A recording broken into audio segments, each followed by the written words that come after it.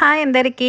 టేస్టీగా హెల్తీగా ఉండే రవ్వ లడ్డూలను ఎప్పుడైనా బెల్లంతో ప్రిపేర్ చేసుకున్నారా? నార్మల్గా చాలామంది మనం పంచదారతో చేసుకుంటూ ఉంటాము, బెల్లంతో కూడా చేసుకోవచ్చండి. చాలా చాలా టేస్టీగా ఉంటుంది.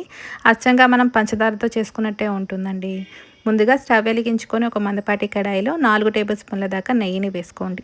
నెయ్యి కాగిపోయాక జీడిపప్పు మరియు బాదం పప్పులను వేసుకొని మంచి రంగు వచ్చేదాకా వీటిని ఫ్రై చేసుకోవాలండి. దీంట్లోనే కిస్మిస్లను కొన్ని వేసుకోండి, చాలా టేస్టీగా ఉంటుంది. ఇవి కూడా పూర్తిగా ఫ్రై అయిపోయాక వీటన్నిటిని కూడా వేరొక ప్లేట్లోకి తీసుకోండి.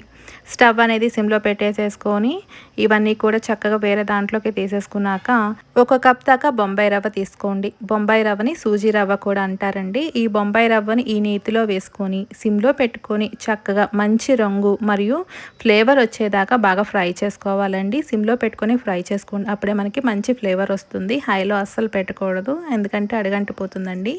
దీనంతా ఇలా ఫ్రై చేసేసుకున్నాక ఒక పావు కప్పు దాకా పచ్చి కొబ్బరిని ఇలా తురిమి పెట్టుకొని దీంట్లోకి వేసుకోండి. పచ్చి కొబ్బరి వేసుకోవడం వలన ఫ్లేవర్ కానీ టేస్ట్ కానీ చాలా చాలా బాగుంటుందండి. దీన్నంతా కూడా బాగా మిక్స్ చేసేసుకొని ఈ కొబ్బరి కూడా మంచి ఫ్లేవర్ వచ్చేదాకా ఈ రెండింటిని కూడా ఫ్రై చేసుకోండి. ఈ రెండు కూడా చక్కగా ఫ్రై అయిపోయాక దీన్నంతా కూడా వేరొక మిక్సింగ్ బౌల్లోకి వేసేసుకోండి.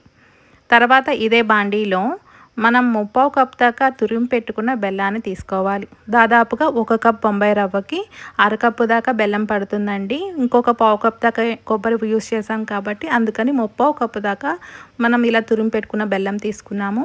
తర్వాత 2 టేబుల్ స్పూన్ల దాకా వాటర్ని వేసుకొని బెల్లం అంతా కూడా పూర్తి కరిగించేసేసుకోండి.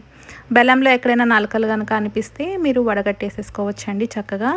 బెల్లం అంతా ఇలా పూర్తి కరిగిపోయాక మనం స్టవ్ అనేది ఆఫ్ చేసేసుకొని బొంబాయి రవ్వలోకి ఈ బెల్లం పాకం అంతా కూడా ఇలా వేసేసుకోండి. దీంట్లోనే వేయించి పెట్టుకున్న జీడిపప్పులు, బాదం పప్పులు, కిస్మిస్లను వేసేసుకొని ఒక పావు టేబుల్ స్పూన్ దాకా యాలకుల పొడి వేసుకోండి. ఫ్లేవర్ అనేది బాగుంటుంది.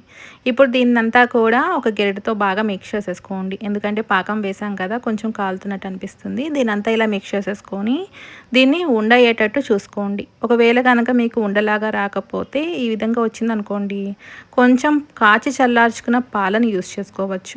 ఈ కాచి చల్లార్చుకున్న పాలు యూస్ చేయడం వలన మనకి బొంబాయి రవ్వ లడ్డూలు అనేది ఎక్కువ రోజులు నిల్వ ఉండవండి. ఈ ప్లేస్లో మనం కొంచెం బెల్లం పాకం యూస్ చేసుకుంటే బెల్లం రవ్వ లడ్డూలు అనేది ఎక్కువ రోజులు నిల్వ ఉంటాయి. చక్కగా ఇలా ఉండలు చుట్టేసేసుకొని మనం వేరొక ప్లేట్లోకి తీసుకోండి. ఈ కొంచెం మన ఇలా బంకలాగా అనిపిస్తుంది కదా, బాగా చల్లారిపోయాక పొడి పొడిలాడుతూ చాలా బాగుంటుందండి. చూస్తుంటేనే నోరూరిపోతుంది కదా. ఈ బొంబాయి రవ్వ లడ్డూలు టేస్ట్ అయితే సూపర్గా ఉన్నాయండి. నార్మల్గా మనం పంచదారతో చేసేదానికన్నా కూడా బెల్లంతో చేసిన లడ్డూలు అనేది బాగున్నాయి. ఈ వీడియో చూసి మీరు కూడా ట్రై చేస్తున్నట్లయితే ఖచ్చితంగా ఎలా వచ్చిందనేది కామెంట్ రూపాన్ని తెలియచేయండి. మరెన్నో టేస్టీ అండ్ క్విక్ రెసిపీస్ కోసం నా ఛానల్ని చూస్తూ ఉండండి. నచ్చితే కనుక ఒక లైక్ చేసి సబ్స్క్రైబ్ చేసి షేర్ చేయండి. Thank you for watching.